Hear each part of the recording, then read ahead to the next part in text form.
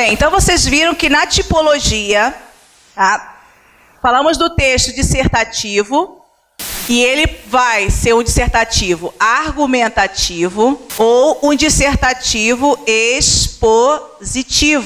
É o tipo de texto que mais você vê em prova, mas tá, você tem outras tipologias. Além do texto dissertativo, nós temos também a tipologia do texto narrativo. Na questão do texto narrativo, é aquele texto que todo mundo conhece, aquele que você conta o quê? A história. Você vai ter personagens, passagem do tempo, não é? Então, ali você vai ter o texto o quê? Narrativo. O que eles costumam cobrar no texto narrativo? Nós vamos falar aí ao longo das aulas. Os discursos, ou seja, como o personagem ele fala nesse texto, se ele fala por si na íntegra, ou se tem, né, o narrador fala por ele. Como que essa fala do personagem vai chegar nesse texto? O tipo de narrador. Mas o fato é que quando o texto é narrativo, o foco aqui está o quê? Na história, né? Nos personagens, na passagem do tempo. O texto com relação à tipologia pode ser também o descritivo. O texto descritivo, geralmente, né, ele está dentro de outro texto. Você dificilmente vai pegar um texto que ele é totalmente descritivo. É geralmente uma passagem dentro de um texto. Então, no texto narrativo, você está contando uma história, pode ter dado um momento que você conta ali, narra, descreve a cidade, descreve o personagem. E como é essa descrição? Você descreve por meio, principalmente, de adjetivos. Não tem como ter uma descrição se você não coloca ali os adjetivos, se você não coloca ali, né, altura, tamanho, se você não coloca no ambiente a cor. Você geralmente usa o quê? Muitos adjetivos. Então, o texto descritivo, quando você a gente acompanha esse tipo de texto em prova, ele aparece geralmente dentro de outros textos. E já falando sobre isso, galera, o texto ele nunca é puramente dissertativo, puramente narrativo, ele pode ter uma mistura. Por isso que quando a banca ela pede a tipologia do texto, ela usa muito o termo predominante. Tá? Então, por exemplo, meu texto ele é argumentativo. E aí, em um dos meus argumentos, eu resolvo trazer, não é, um fato, conto uma história. Essa história comprova aquilo que eu falei. Então, eu tive uma passagem narrativa dentro de um texto que é dissertativo. Claro que se meu objetivo é te convencer de algo, meu texto é dissertativo, argumentativo. Mas teve uma passagem narrativa. Assim, quando eu estou contando uma história, eu posso ter um momento descritivo. Eu tenho que tomar muito cuidado com a pergunta de prova. Por quê? Vai ficar muito claro nessa pergunta se ele quer a tipologia do texto ou se ele quer a tipologia de um determinado trecho. Então, essas respostas podem ser diferentes. Imagina, por exemplo, uma situação em que eu estou contando uma história e a banca retira exatamente aquele trecho em que se está descrevendo a cidade. E ela fala, olha, segundo, né, com base nesse trecho, pode-se afirmar que a tipologia utilizada foi, empregada foi... Olha, a tipologia na questão está pedindo do trecho. Tá? O texto como um todo estava contando uma história. Então, ele quer a tipologia do texto ou ele quer a tipologia só de um determinado trecho? Então, as respostas podem ser diferentes, tudo bem? Tá? Você também tem o texto numa tipologia injuntivo. O texto injuntivo... O que é o texto injuntivo? Injuntivo, injunção significa comando, né? Então, injuntivo é um texto que te ensina a fazer algo, tá? E aí você tem as tipologias e os gêneros textuais, porque a gente vê isso no edital, né? Tipologia e gênero textual. Gêneros é como você vai usar essas tipologias. Por exemplo, se eu coloco aqui para você, ó, uma fábula, tá? Se eu coloco aqui para você uma fábula, se eu coloco para você uma crônica, tá? Se eu coloco para você uma história em quadrinhos, tudo isso é o quê? Tudo isso são gêneros, é como eu uso a tipologia, o quê? Narrativa. É contar histórias. Mas aqui eu estou falando o quê? De gênero.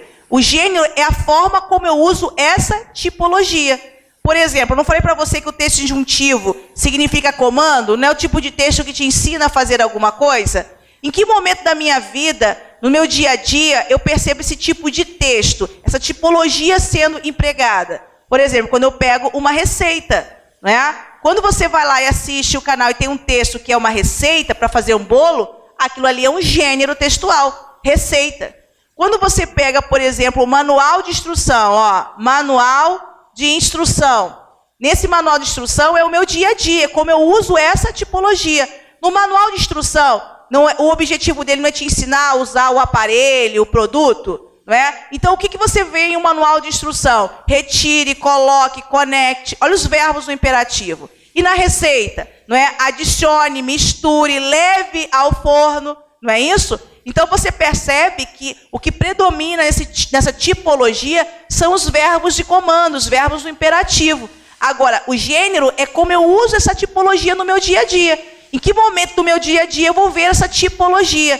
Então, tanto em uma receita quanto em um manual de instrução, eu tenho a mesma tipologia, não é? A intenção de me ensinar a fazer o passo a passo de algo. Agora, você pode falar, mas em um manual de instrução tem um momento que ele descreve lá o aparelho. Sim, você pode ter uma passagem descritiva dentro de um manual de instrução, mas o objetivo principal não é te ensinar a fazer algo, usar aquele aparelho. Então, a tipologia que predomina é o injuntivo. E aí, quando falar gênero textual, a receita, o manual de instrução, a própria bula, né, de um remédio. Qual é o objetivo de uma bula de um remédio? Te ensinar a usar a medicação, como você deve usar, em que momento, a medida que você deve usar. Agora, você pode ter uma bula, um momento em que ele descreve lá a medicação? Pode, tá? Então, você tem uma passagem, o quê? Descritiva.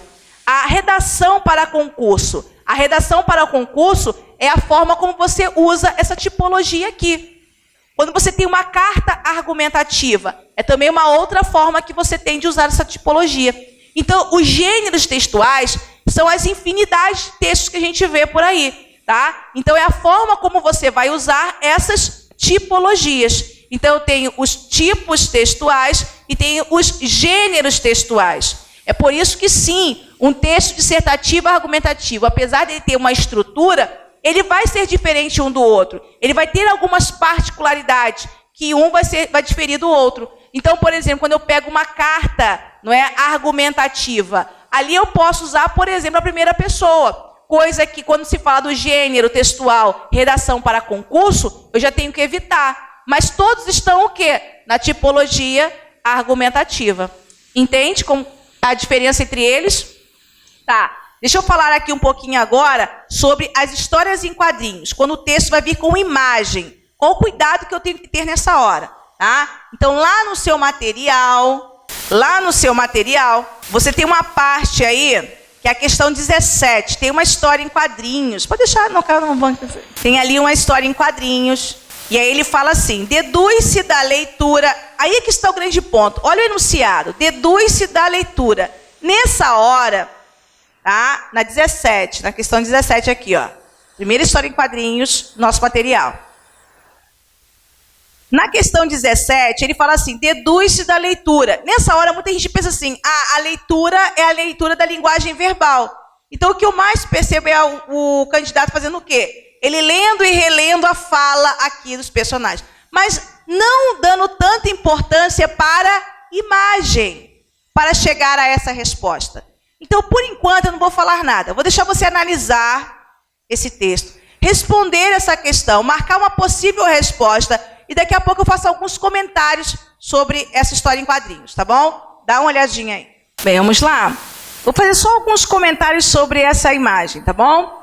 Primeiro, você tem uma conversa, você já leu aqui essa conversa, né, do personagem. Vamos lá, mas quantos personagens eu tenho aqui, galera? Quantos personagens eu tenho aqui?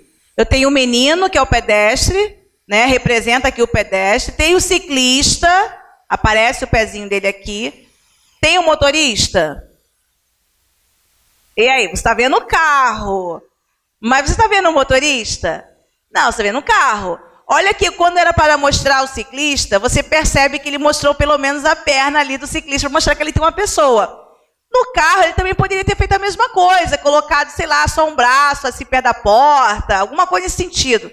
Ele não colocou nada, ele só colocou um carro, né?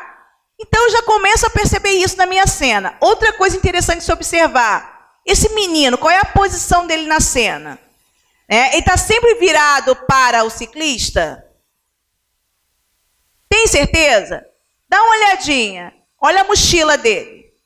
Olha o primeiro quadrinho. Olha lá a mochila, né? Olha o que ele carrega nas mãos. Olha, eu estou com o material aqui na minha mão, ó, tá vendo? Se eu viro, como é que vai ficar o material?